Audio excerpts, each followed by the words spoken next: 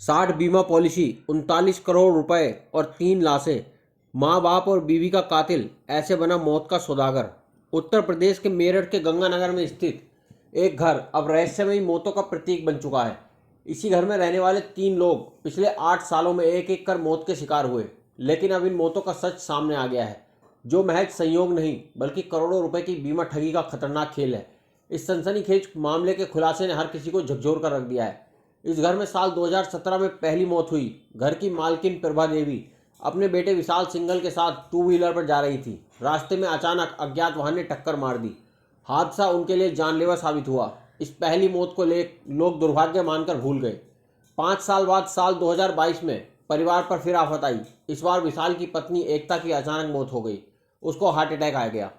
अस्पताल में भर्ती कराया गया। वहां से छुट्टी मिलने के बावजूद वो रात भर भी नहीं जी सकी। एक सामान्य सी बीमारी मौत में बदल गई और परिवार पर मातम छा गया।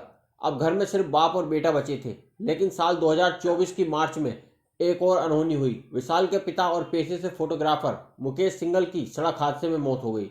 गढ़गंगा से लौटते वक्त उनका एक्सीडेंट हुआ और परिवार तीसरी बार मातम में डूब गया। इन तीनों मौतों को अब तक नियति माना जा रहा था, लेकिन असली खेल तब खुला जब विशाल ने अपने पिता की मौत के बाद बीमा क्लेम किया। वो क्लेम पूरे 39 करोड़ रुपए का था। ये रकम किसी एक पॉलिसी से नहीं बल्कि 60 अलग अलग बीमा पॉलिसी के जरिए क्लेम की गई थी। बीमा कंपनियों के अधिकारी यह सुनकर चौंक गए। उन्होंने पाया कि विशाल और उसके पिता हर साल करीब 30 लाख रुपए प्रीमियम के तौर पर चुका रहे थे, जबकि सिंगल परिवार की आर्थिक हैसियत इतनी नहीं थी।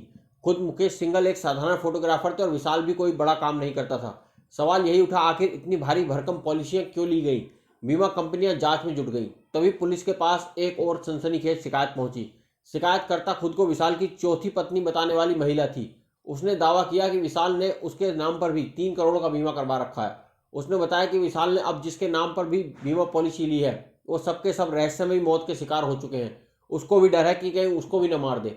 पुलिस जांच खुलती गई तो राज एक एक करके सामने आते गए।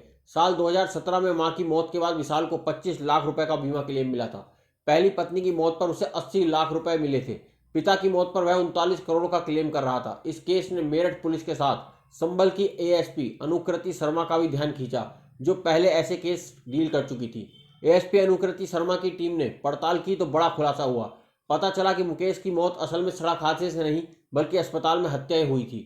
विशाल ने अपने पिता को पहले हापुड़ के नवजीवन अस्पताल में भर्ती कराया और फिर मेरठ के आनंद अस्पताल ले गया। वहां मिली भगत से उनकी हत्या कर दी गई। मौत को हादसा बताकर केस को दबा दिया गया। इतना ही नहीं, पुलिस जांच में यह भी सामने आया कि विशाल ने पिता की मौत से महज 2 महीने पहले 4 महंगी गाड़ियां लोन पर खरीदी थी। जब पिता की मौत हुई तो लोन देने वाली कंपनी ने नियमों के तहत पूरा कर्ज माफ कर दिया। वो अब 4 फ्री गाड़ियों का मालिक बन चुका था। पुलिस जांच में साफ हुआ कि विशाल की मोडस ऑपरेंडी यही थी। उसने खुद अपनी मां की हत्या की थी। पिता को पहले फर्जी एक्सीडेंट में जख्मी कराया और अस्पताल में गला घोटकर मार दिया। दोनों ही मामलों में एक्सीडेंट को अज्ञात वाहन से जोड़कर असली गाड़ी को गायब कर दिया गया। विशाल अकेला नहीं था, उसके साथ उसका एक दोस्त भी था जो हर बीमा पॉलिसी में गवाह के तौर पर शामिल होता था। यही दोस्त बीमा ठगी की साजिश में उसका पार्टनर था। विशाल का एक जीजा भी रडार पर है। पुलिस ने विशाल और उसके दोस्त को गिरफ्तार कर लिया है, लेकिन जांच की सुई अब अस्पताल, पोस्टमार्टम हाउस और डॉक्टरों पर भी टिक गई है। शक है कि इन मौतों को एक्सीडेंट साबित करने के लिए डॉक्टरों और फोरेंसिक एक्सपर्ट्स ने भी खेल खेला है।